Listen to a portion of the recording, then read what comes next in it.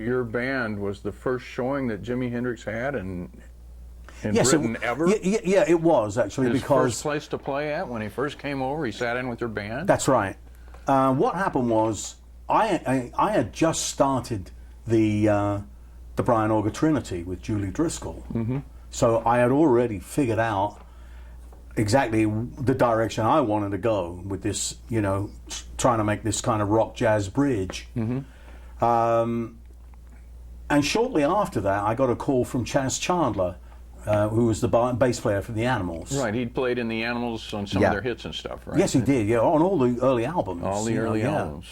So, and Chaz was a friend of mine, you know, and he called up and said, "Hey, Bri, look, can you come up the office?" Now, this was out of the ordinary, you know. "Can I come up the office?" "Wow, what's going on?" He said, "Yeah, I want to talk to you, you know."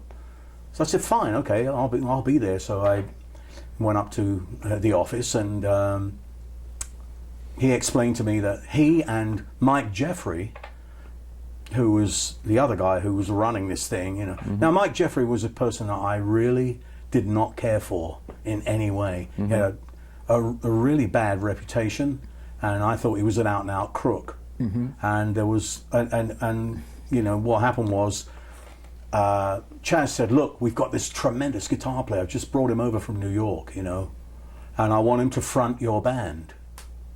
So I said, "Well, that's all very nice, Chaz, but I mean, A, I haven't heard the guy, and B, I have a guitar player, and I have a good one." Yeah, and a good player. And I also have, you know, Julie Driscoll, and she fronts the band. So what are you expecting me to do? Just kind of fire these people? I'm certainly not really up to do that. And the other thing was, Mike Jeffrey, man, I wanted absolutely nothing to do with this guy. So the fact that he was offering me a situation which might lead to me being, you know, in the management pool of this guy, I went, "No, sorry, that's not going to happen." So I said, "Look, I'm playing the Cromwellian on Friday.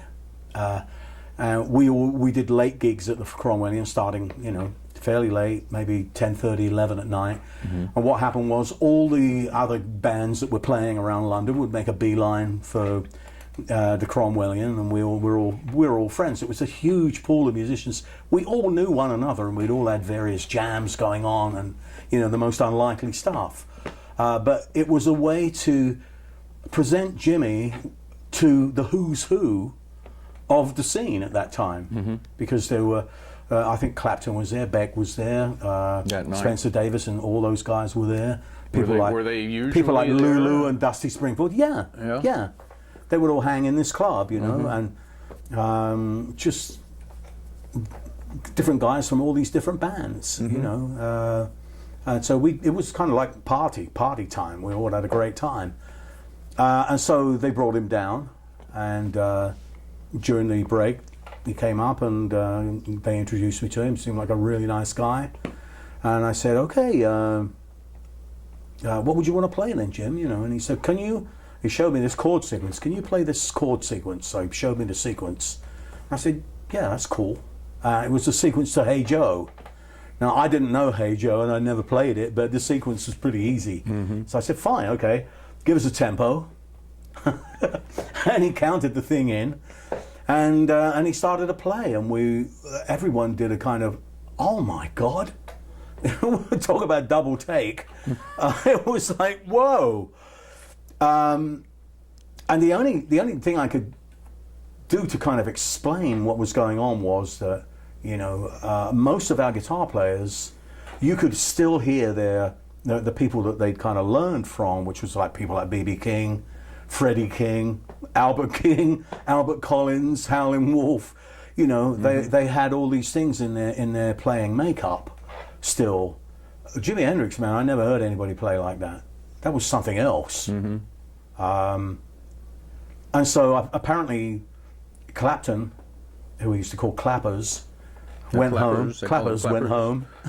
Yes, Clappers. Apparently he went home and he was really, I don't know, like, depressed about it all and considered just kind of giving it up.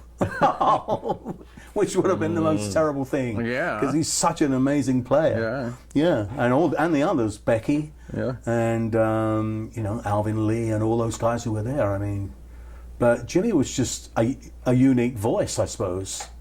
And we became friends, and he would follow me around. The next gig was at Blazes, and he came down to Blazes, and people say, again, the books say that that he was discovered at Blazes. Is another of the Wikipedia's things, I think. Yeah. By Johnny Hallyday.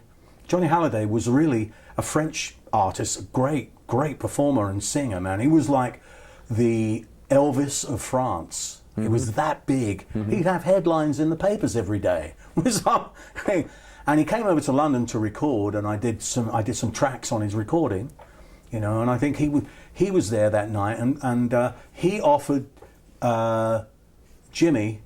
He said, "Hey man, you got to play on some of my recordings." And so there is this voice that that Johnny discovered,